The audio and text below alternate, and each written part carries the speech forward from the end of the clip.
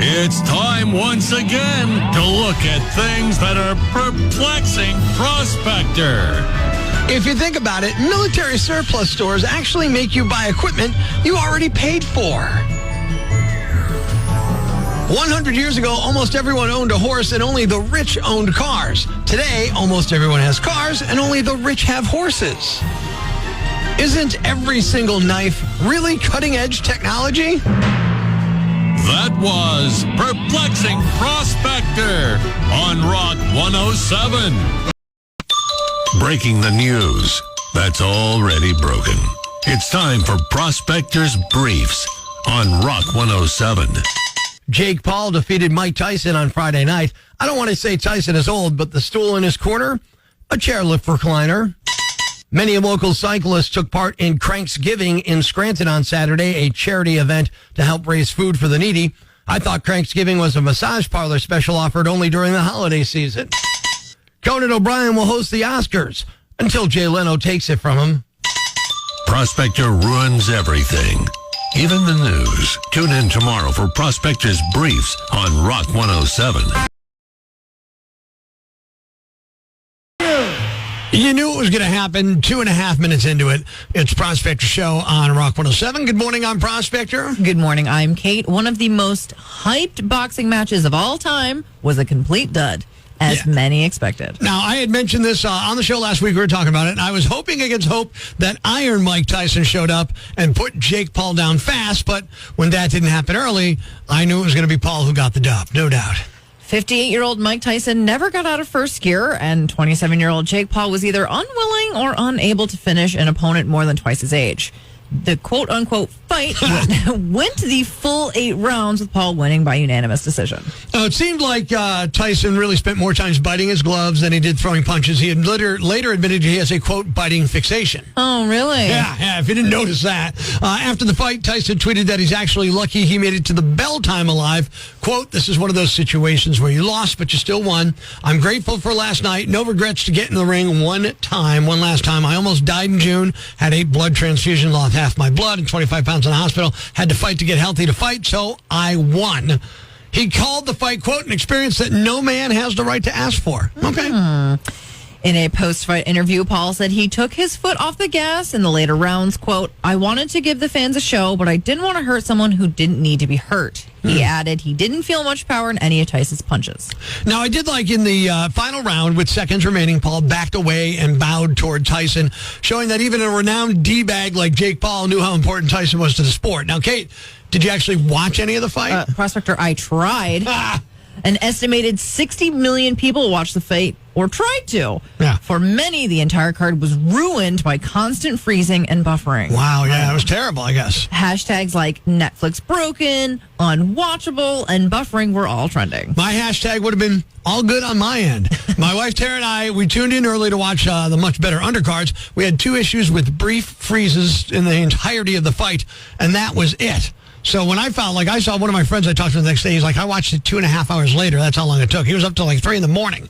I'm like, yeah, good use of your time. But my biggest takeaways from the fight, my younger brother, evidently like many others, was obsessed with the blonde ring girl, Sydney Thomas. Not a clue, but sure, man. He texted her 5 times, all these different pictures of me. I'm like, yes, she's attractive. I get it. This is not what I'm watching for. Here's my second takeaway. Uncensored access to pre-fight locker rooms. Amazing until you see a 58-year-old bare butt walking by. Did you see that? That was surprising. Yeah. I could have lived my whole life without seeing that. That's one of those things where you just tilt it up, tilt that camera up. And though no one was knocked out, millions of people who watched were put to sleep. It's time for a little fun on the phones. Good morning. I'm Rock 107's Prospector. I got a call from a guy named Trevor who said, "Hey, Prospector, I got an idea for a prank call. My friend Becky was just left some cats from her aunt after her aunt passed away, and she's trying to find them good homes. Maybe you could call and prank her with the cats." It's another Prospector prank call on Rock 107. Hello? Hi, is this Becky? Yes, it is. Hi, Becky. I just left you a message a couple of minutes ago. My name's Rick. Good morning. How are you?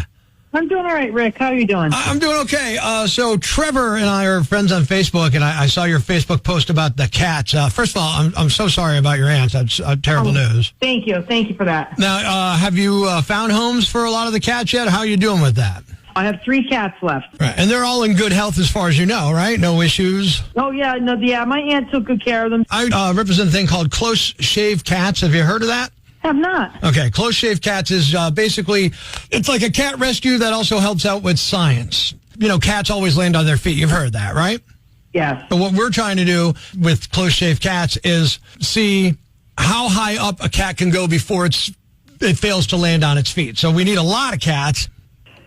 Yeah. Right, so basically what we do is Have you done any preliminary data on this?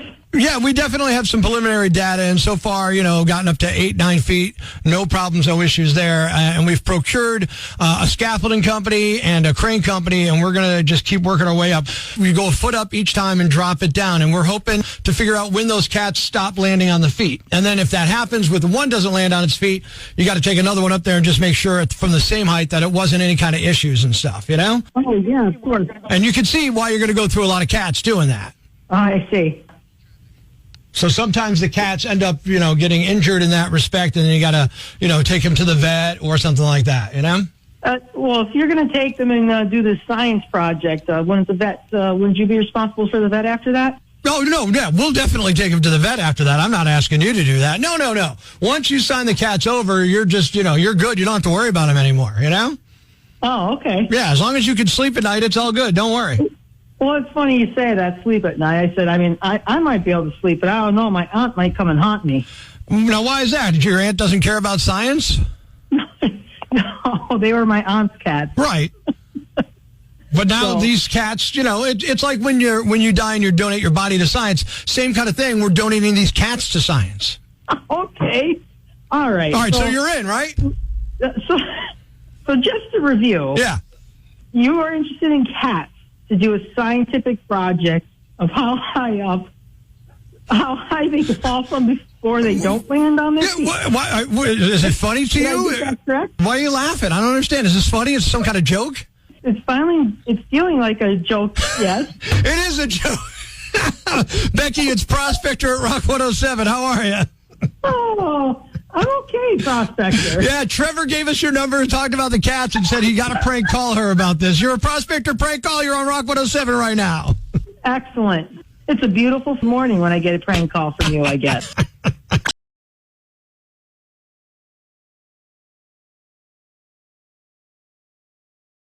Life's pretty tough right now. There's plenty of bad news, but it's not all bad. It's time for the brighter side of Prospector on Rock 107.